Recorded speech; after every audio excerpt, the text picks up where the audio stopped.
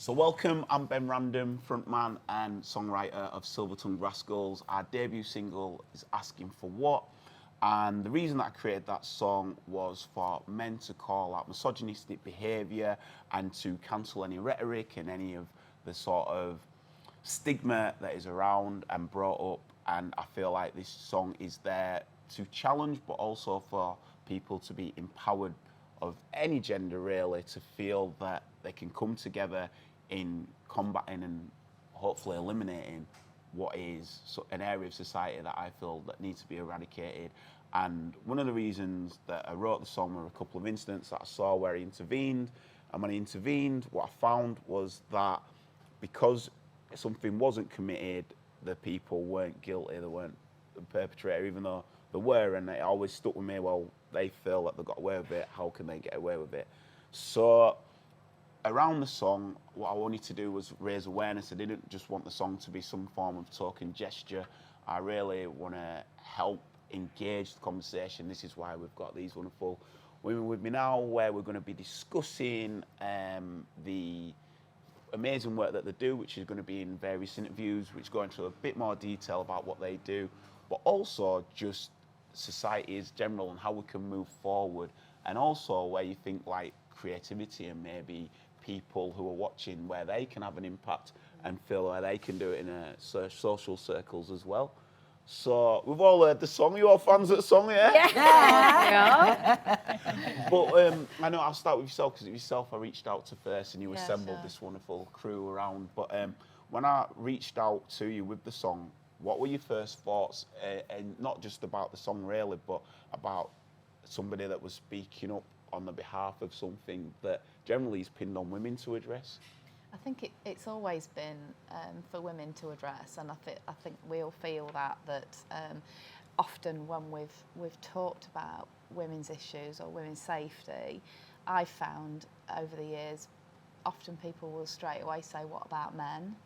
And people feel a bit threatened by it. By talking about women doesn't mean that we're disregarding men or we hate men or we don't want to engage. It's about there are specific differences and things that women and girls experience that men just don't, or it just doesn't enter their consciousness about how women and girls have to live their lives slightly differently. So it's always fantastic if a guy says, I want to talk about it with you, because actually men listen to men much more than men listen to women about things that they share. So it was like, okay, well, what do we do about this? How do we deal with this, and what you like, really? So meeting up with you and chatting and realising you were coming at this from a real sense of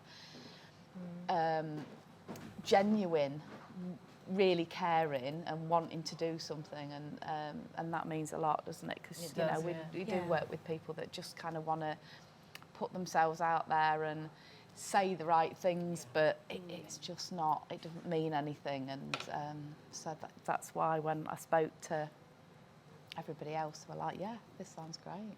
No, because you said something there about like a whataboutism. It's like, it feels like that's all across society. It's like, what about? Yeah, it's just compassion, though, isn't it? To understand that just because we're focusing on one area, it doesn't neglect yours as well. It's just giving a voice to something else. It's just about conversation, isn't it? We need to start having the conversation, men and women, everybody all together, because it's a responsibility that belongs to all of us as a collective, and we're only going to get change and make things better if we're all involved in that, not just women or not just men, or not blaming men, or not telling women how to watch out for themselves. We've just got to all be in it together and start that conversation, because that's where you're going to get difference made, things changing. I mean, do you feel like the conversations are happening?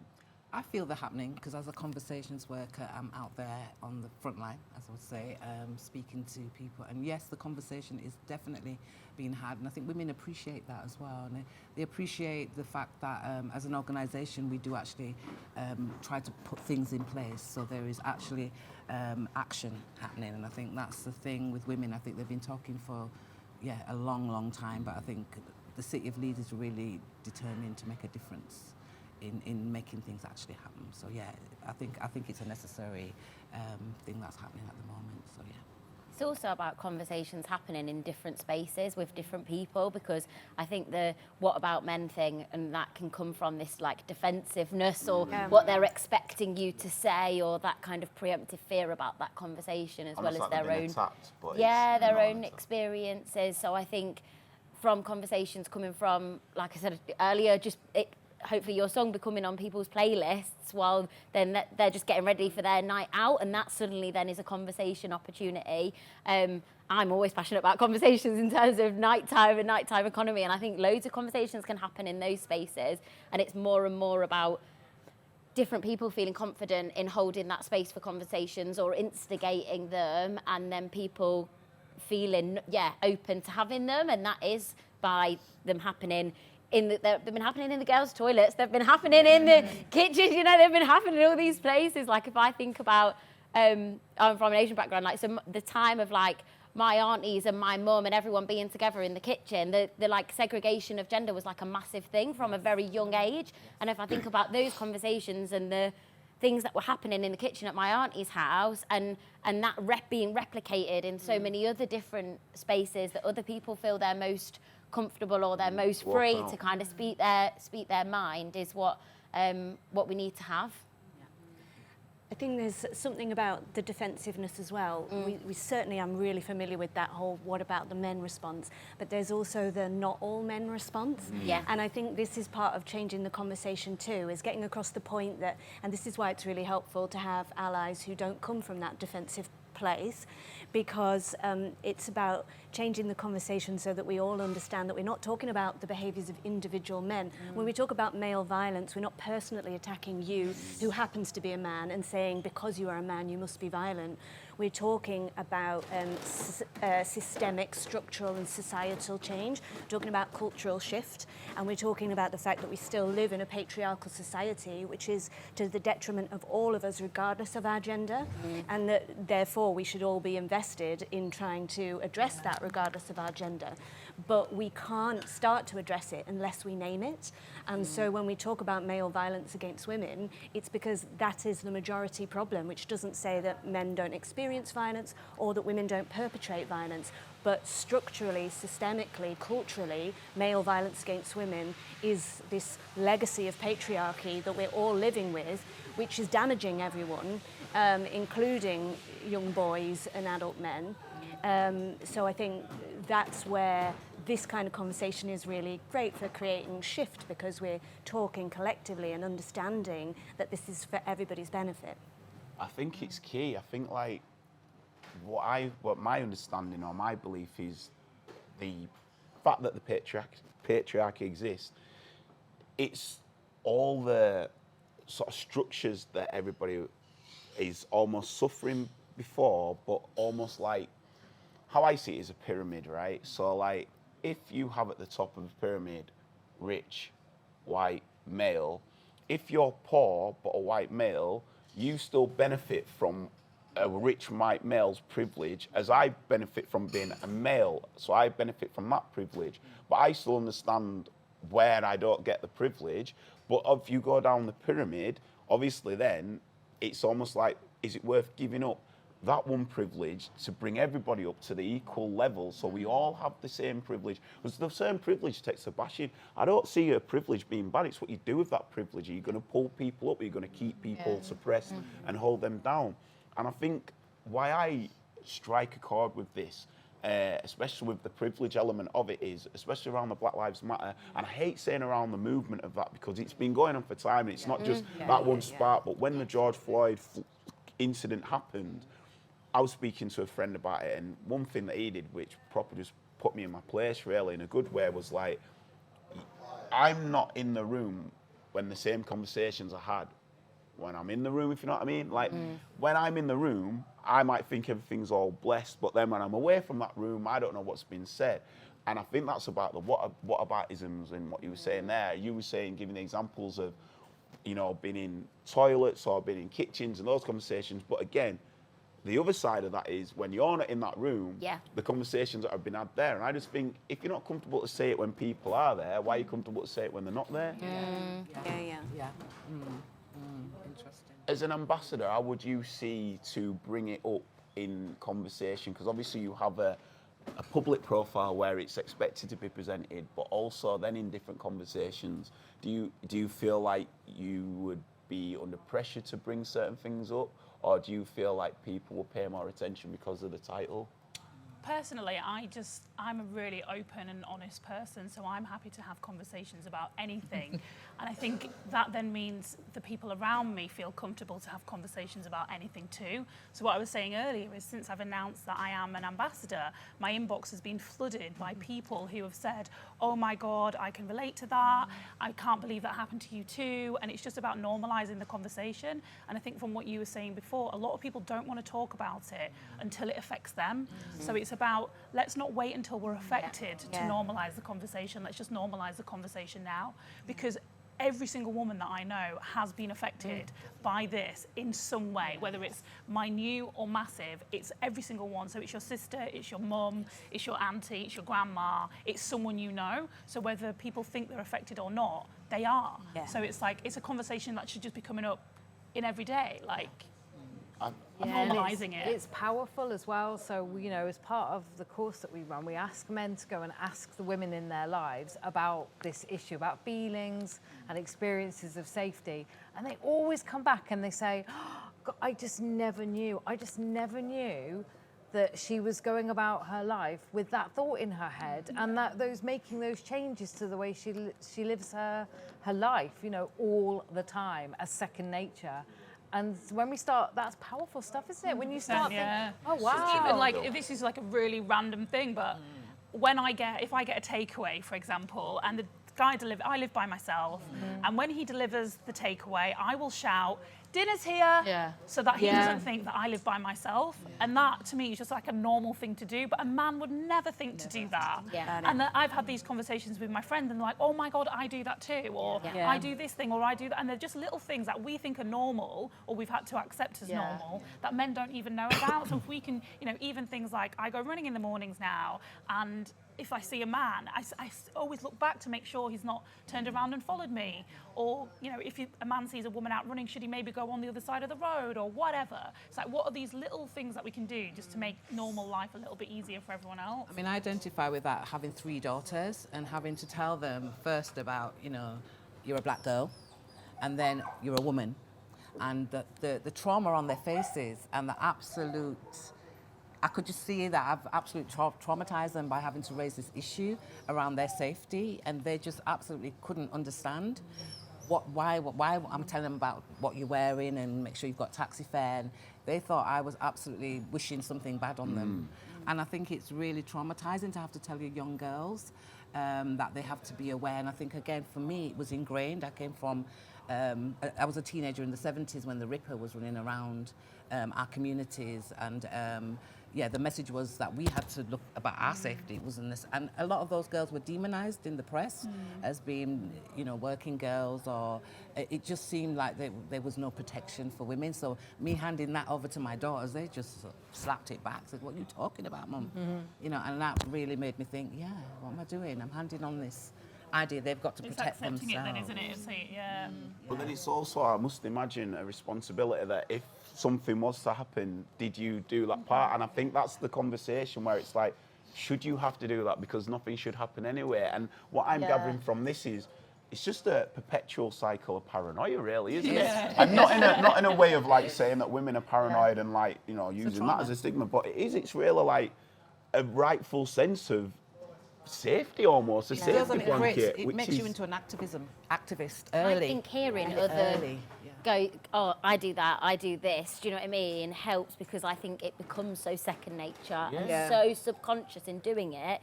It's, again, the conversations with women, talking about those things that make you go, okay, so I feel some togetherness, I can feel the fire in my belly to have these further conversations with someone else to try and change that. Could I ask off the back of that, when these conversations are had and it's almost like I do that as well, is that some sort of kinship, or at the end of that, is that like we are right to do that, or is it's crazy that we do It's this? Like, crazy. how Yeah, is it? crazy like- that we have to It's do so crazy that we have but, to like, do that. A bit That's upsetting what I too. have to do so that I can lock my door and go to sleep and feel safe in my own home. Yeah.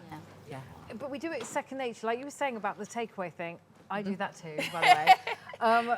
That is, you know, there's different layers to this, right? So firstly, we're saying that is ridiculous that we do that, but we're also all like nodding knowingly. Oh yeah, we're in solidarity here, like we get it. And then there's the challenge, like why are we doing that? Like I'm annoyed that I have to do that. So But there's I will all still do But I that. still do that. Because And if I'm something just gonna happens to me and to. I didn't do that, then I'm going to get the blame, even though I didn't do it to And myself. I find myself wanting to recommend to other people to do that, but then I'm also telling myself, don't recommend that. Yeah. So it's Because then we're all- normalising it. Yeah. Yeah. So it's all these layers of stuff that we do and we don't even realise we do it. That's the point. Circle of like never-ending doom. It's a trauma. But men don't know that women do these things. No. So if we start having the conversations, then we will feel safer, and then we will no longer need to do them. So it's all about having those conversations. And I'm not surprised sometimes men feel like it's untapped because it gets very emotional. Yeah. And when you're explaining something and you really feel it, it can come over as if you're like, you know, you're stressed. Because I think it is a trauma that women carry, and when they actually get a chance to unleash it on other women, I think there's, like you said, there's a feeling of, wow, there's a peace Yeah. in the room that actually it's not just me by myself. Because then we're normalising it, aren't we? We're like, oh, well, we're all normal then, aren't we? But really, the situation in Yeah, itself is not. yeah. There's some weird serenity to we're all doing Oh, this we're to all get paranoid through together. it. Yay! But at the same time, it's almost like the safety net of handling the craziness. But the craziness is the fact that you've Yeah. got to do that. Yeah. But then having that been raised, I think is very strong because I find that shocking. I'm sure people, especially men that are watching this, will find that shocking. Whereas women will think, well, this is second nature. But the fact that it's being aired and more of it is being aired, and I think the intermittent stages to obviously, you know, speak to those closest to them, be it a mother, a sister. But I also think that it's just like compassion of like seeing a situation and seeing a soul and a human as they are. I understand if that's the way to get in, to be like, wow, I didn't know someone so close to me has felt that. But that should be extended to everybody, be it a stranger, not just somebody that you know as well. And I feel like that's something that needs to be extended. And it helps in women coming together in terms of decreasing some of those judgments, whether they're coming or you're just worried that people are judging you in terms of female spaces. Like that massively helps that coming together and community building amongst women to then feel like, yes, I'm reaching out to now the men in my life or to these people, or I now have understood from a woman with a completely different life than me. That's super, super important to be able to recognise those similarities in experience. So we're going to wrap up, but I do have one point off the back of that, which I'd like to sort of be the last point, is that there is a stigma that there's a lot of how society sets women up against women. Yeah. That it feels like Yeah. women can't open up because Yeah. they're seen as competition. So how do we look to engage that?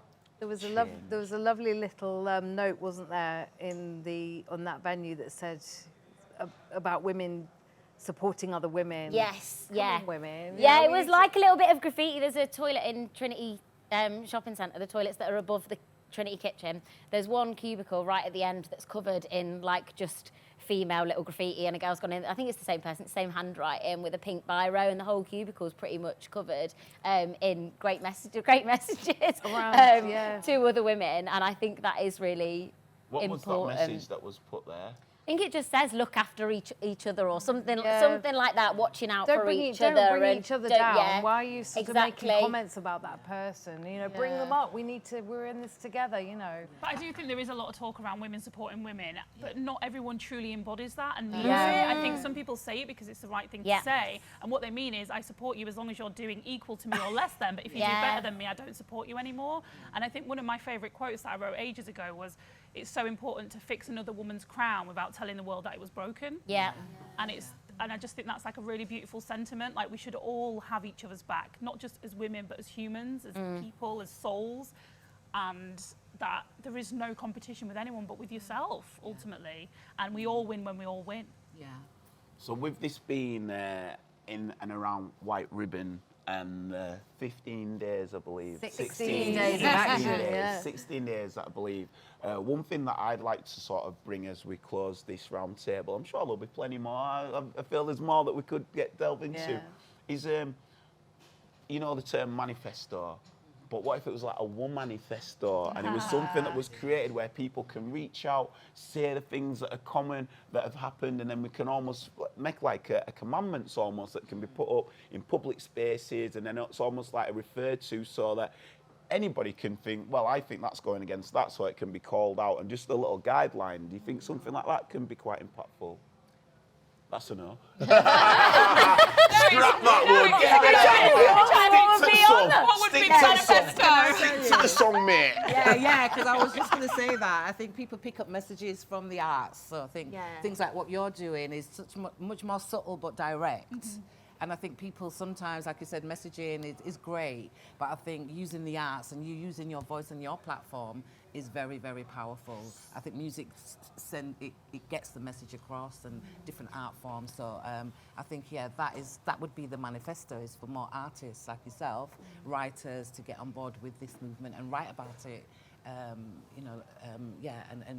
Think about it and just... Because they're stories, aren't they? And there's a way of telling a story, and then you can start changing the story, and that's how we make changes, isn't it? Yeah. We are the manifesto. We are the manifesto. You are part of the manifesto. Yeah. Music is a great way of being able to...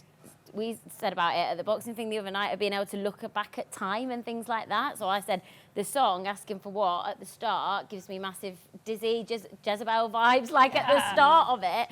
And then actually if I think about, okay, how was I feeling as a young woman when I first listened to that album and was listening to Dizzy?